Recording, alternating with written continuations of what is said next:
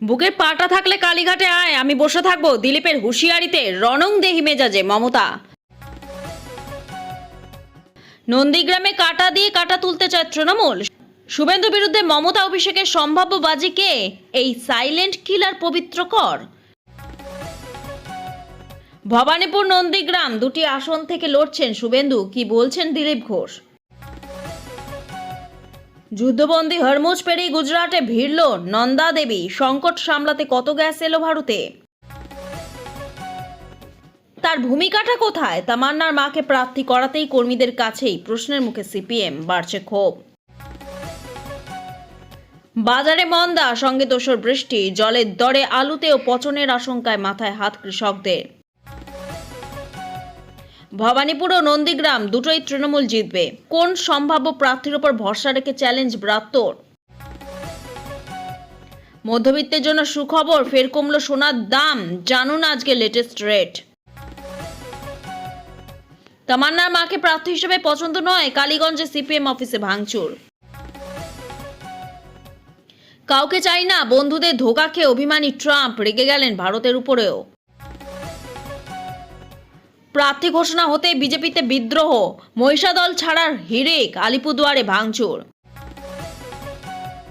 ভয়ঙ্কর রাত হামলা চালালো পাকিস্তান, হাসপাতালে ঝলসে মৃত্যু 400 জনের, আহত 250-এর বেশি। নন্দীগ্রামে শুভেন্দু বিরুদ্ধে তৃণমূলের প্রার্থী কে? বিজেপিরই কাউকে টিকিট, বড় চমকের সম্ভাবনা। অল্প কিছু ডিএ দিয়ে ক্ষমতায় আসার চেষ্টা, সুপ্রিম কোর্টের নির্দেশ মানা হলো না, ডিএ নিয়ে ফের অভিযোগ। যুবসাথী প্রকল্পে এসএমএস পেয়েও টাকা ঢোকেনি, ঠিক কি করতে হবে এবার জানুন। 1 বছর আগেই দল জানিয়ে দিয়েছিল টিকিট না পাওয়া নিয়ে মুখ খুলেন হিরণ। দ্বিতীয় বিয়ে বিতর্কে খড়গপুর হাতছাড়া হিরণের, দিলীপ বললেন কে কাকে বিয়ে। যুদ্ধে জ্বালানি সংকট, চোখ রাঙাচ্ছে মূল্যবৃদ্ধি, কোন পথে ভারতের বিদেশ নীতি। ভোটের দিন ঘোষণা হতে কড়া কমিশন, আচরণবিধি নিয়ে জারি 8 নির্দেশিকা, নিশানায় কারা। দমদমে প্রার্থী হয়ে ময়ূকের হুঙ্কার, খেলা ভাঙার খেলা খেলতে পথে নামলো বামেরা।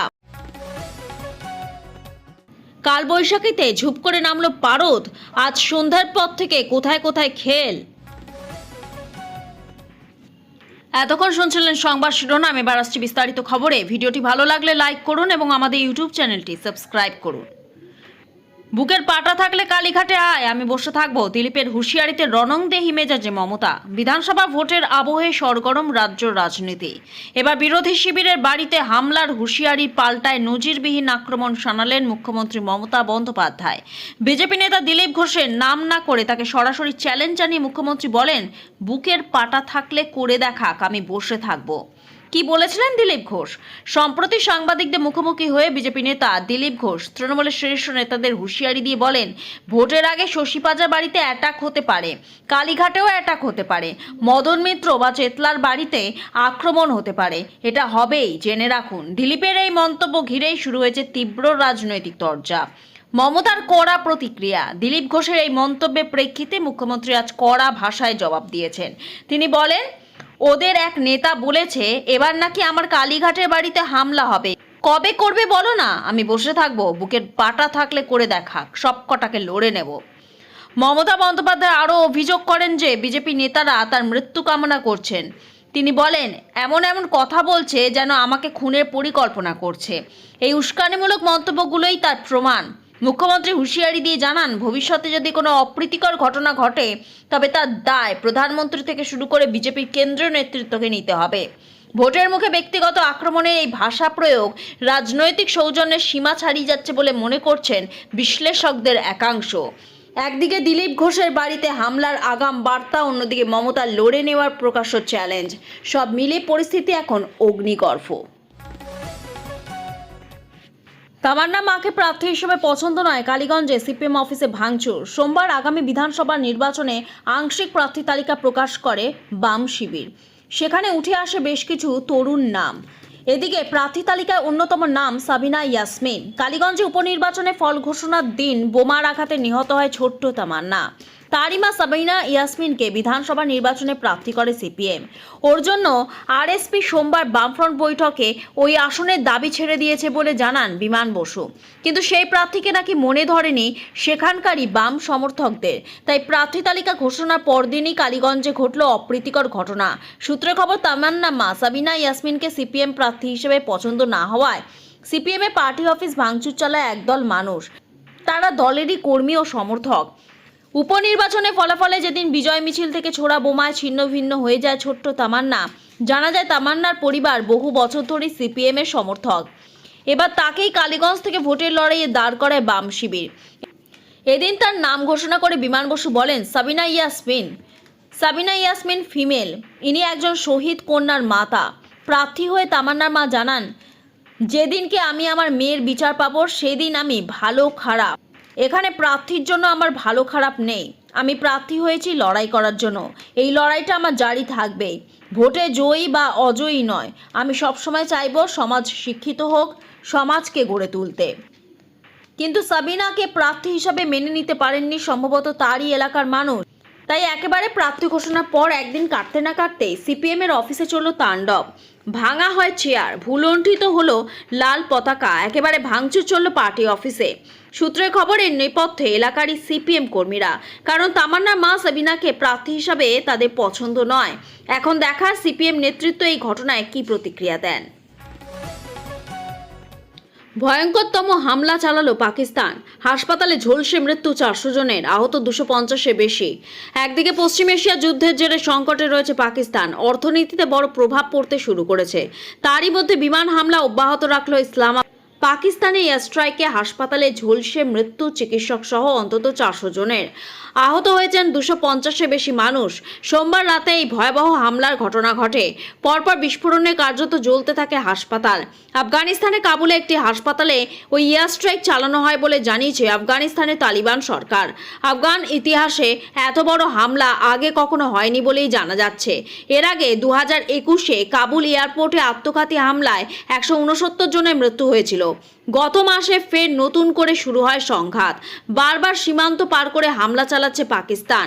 হাসপাতালে হামলার কথা অস্বীকার করেছে ইসলামাবাদ। তাদের দাবি হাসপাতাল নয়, সামরিক ঘাঁটি, যাকে তারা জঙ্গি ঘাঁটি বলে উল্লেখ করেছে, সেখানেই চালানো হয়েছে এই হামলা।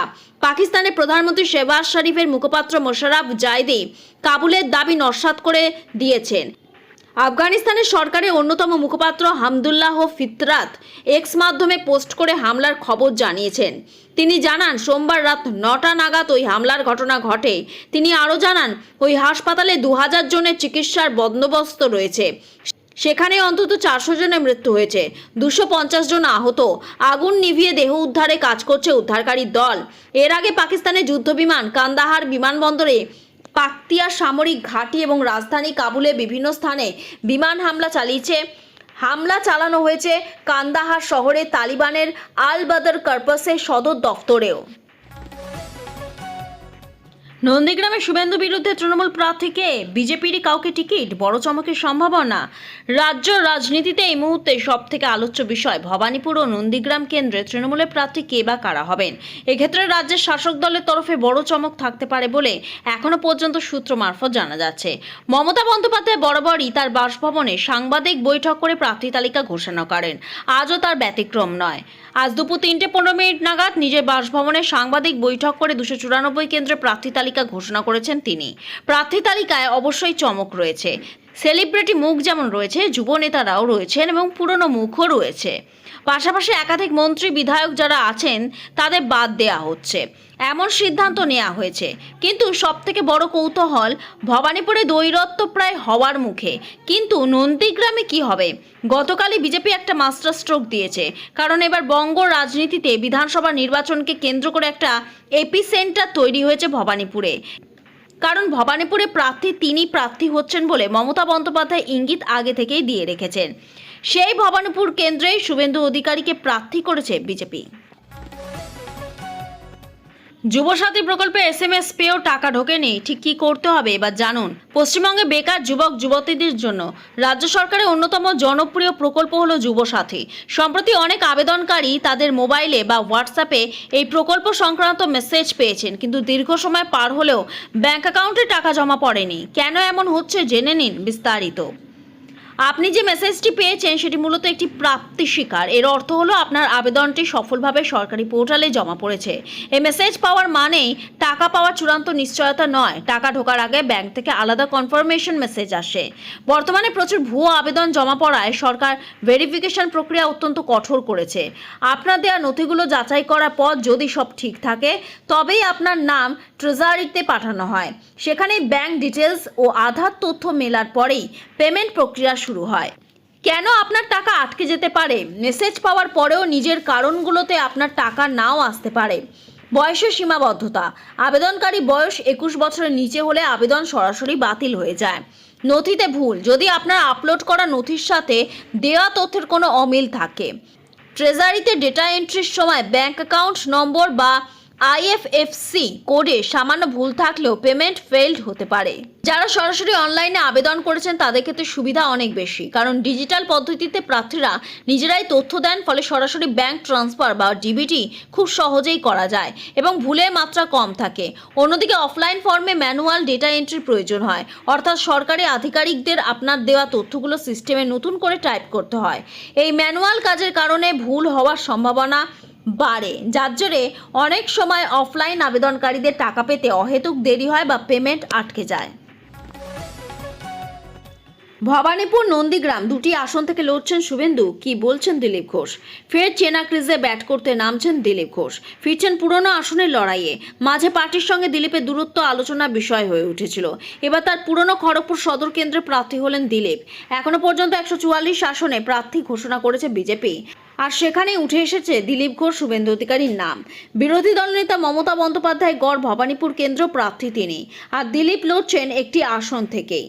এ বিষয়ে কি বলছেন দিলীপ জানালেন, রাজ্যে দুটি আসন থেকে এক প্রার্থীর লড়াইয়ের ঘটনা খুব একটা পশ্চিমবঙ্গে দেখা যায়নি ঠিকই, কিন্তু মাননীয় প্রধানমন্ত্রী নরেন্দ্র মোদী তো দু জায়গা থেকে লড়েছেন নির্বাচনে। লোকসভা ভোটে গুজরাট এবং উত্তরপ্রদেশে দুটি কেন্দ্র থেকে ভোটে দাঁড়িয়েছিলেন তিনি। সেই সঙ্গে বাংলার বাইরে বহু রাজ্যে এরকম বহু ঘটনা আছে দু জায়গায় দাঁড়ানোর। দুই জায়গা থেকে প্রতিদ্বন্দ্বিতা করেছেন রাহুল গান্ধীও। তাই এই রকম নজির আছে। পার্টি মনে করেছে নেতৃত্ব সেইভাবেই সিদ্ধান্ত নিয়েছে। মধ্যবিত্তের জন্য সুখবর, ফের কমলো সোনার দাম। জানুন আজকে লেটেস্ট রেট। মধ্যপ্রাচ্যের যুদ্ধের মাঝে ফের কমলো হলুদ ধাতুর দর। এই সোনার দাম কমায় যথারীতি স্বস্তির নিঃশ্বাস ফেলছেন সাধারণ মানুষ। পাশাপাশি স্বস্তির নিঃশ্বাস ফেলেছেন স্বর্ণ ব্যবসায়ীরা। এই মুহূর্তে আপনি যদি গহনা কেনার পরিকল্পনা করে থাকেন তাহলে দেখে নিন বাজারে বর্তমানে সোনার দাম কত যাচ্ছে। হু হু করে কমলো সোনার দাম। জানুন আজকে লেটেস্ট রেট। আজ মঙ্গলবার 22 ক্যারেট 1 গ্রাম হলমার্ক সোনার দাম 14,865 টাকা। 1 গ্রামের দাম কমেছে 205। 22 ক্যারেট 10 গ্রাম হলমার্ক সোনার দাম 1,48,650 টাকা। 10 গ্রামের দাম কমেছে 2,050। আজ 24 ক্যারেট 1 গ্রাম পাকা সোনার দাম 15,640 টাকা। 1 গ্রামের দাম কমেছে 215। 24 ক্যারেট 10 গ্রাম পাকা সোনার দাম 1,56,400 টাকা। 10 গ্রামের দাম কমেছে 2,150। সোনার পাশাপাশি আজকে রূপোরও এক ঝলক দেখে নিন। রূপোর দামও এক ঝলক দেখে নিন। 100 গ্রাম খুচরো রূপো কিনতে দিতে হবে 24,980 টাকা। 100 গ্রামের দাম কমেছে 925 টাকা।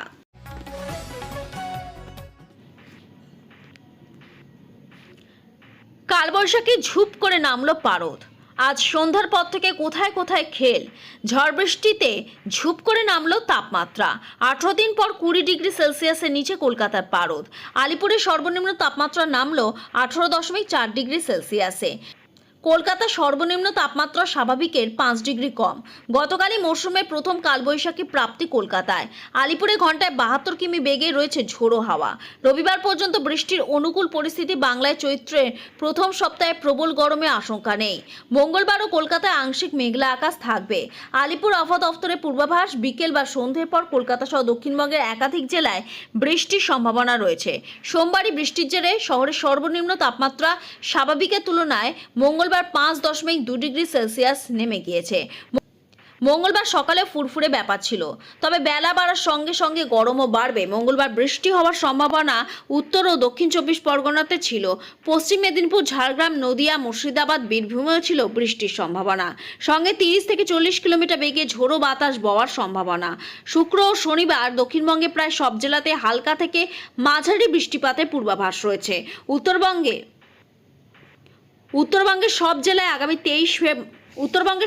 আগামী 23শে মার্চ পর্যন্ত হালকা থেকে মাঝারি বজ্রবিদ্যুৎ সহ বৃষ্টির সতর্কতা জারি করা হয়েছে। মঙ্গলবার থেকে দার্জিলিং, জলপাইগুড়ি, কালিম্পং, আলিপুরদুয়ার, কোচবিহার, উত্তর দিনাজপুর, দক্ষিণ দিনাজপুর এবং মালদায় ঝড় বৃষ্টি হলুদ সতর্কতা জারি করা হয়েছে। ভোটের মুখে কল্পতরু, লক্ষ্মীর ভাণ্ডারের পর পুরোহিত ইমামদের ভাতা বাড়ালেন মমতা। বিধানসভা নির্বাচনের মুখে কল্পতরু মুখ্যমন্ত্রী মমতা বন্দ্যোপাধ্যায় লক্ষ্মীর ভাণ্ডারের পর এবার পুরোহিত ইমামদের ভাতা বৃদ্ধির কথা ঘোষণা করলেন তিনি।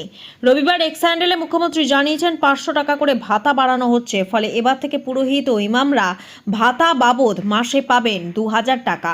মুখ্যমন্ত্রীর এই সিদ্ধান্তে খুশি দুই সম্প্রদায়ের ধর্মগুরুরা। রবিবার এক্স হ্যান্ডেলে মুখ্যমন্ত্রী জানিয়েছেন 500 টাকা করে ভাতা বাড়ানো হচ্ছে। ফলে এবার থেকে পুরোহিত ও ইমামরা ভাতা বাবদ মাসে 2000 টাকা, আগে পেতেন মাসে 1500 টাকা। মুখ্যমন্ত্রী মমতা বন্দ্যোপাধ্যায় যে সর্বদা আমজনতার পাশে, তা বলার অপেক্ষা রাখে না। পড়ুয়াদের জন্য প্রকল্পই শুধু নয়, মহিলাদের জন্য লক্ষ্মীর ভাণ্ডার থেকে শুরু করে বেকার যুবক যুবতীদের জন্য যুবসাথী, সাধ্যমতো সকলের পাশে দাঁড়িয়েছেন তিনি। দীর্ঘদিন ধরেই রাজ্যে চালু হয়েছে পুরোহিত ও মুয়াজ্জেম ভাতা। এবার ভোটের মুখে সেই ভাতার পরিমাণ বাড়ানোর কথা ঘোষণা করলেন মমতা বন্দ্যোপাধ্যায়। রবিবার এক্স হ্যান্ডেলে মুখ্যমন্ত্রী জানিয়েছেন 500 টাকা করে ভাতা বাড়ানো হচ্ছে। ফলে এবার থেকে পুরোহিত ও ইমামরা ভাতা বাবদ মাসে পাবেন 2000 টাকা, আগে পেতেন মাসে 1500 টাকা। এই পোস্টেই মমতা বন্দ্যোপাধ্যায় জানিয়েছেন, নতুন করে পুরোহিত বা মুয়াজ্জেমরা যে আবেদনপত্র জমা দিয়েছেন তাও রাজ্য সরকার দ্বারা অনুমোদিত হয়েছে। তিনি আরও লেখেন, আমরা এমন একটি পরিবেশ গড়ে তুলছি যেখানে প্রতিটি সম্প্রদায় ঐতিহ্যকে গুরুত্ব দেওয়া হয়, শক্তিশালী করা হয়। এর জন্য আমরা গর্বিত।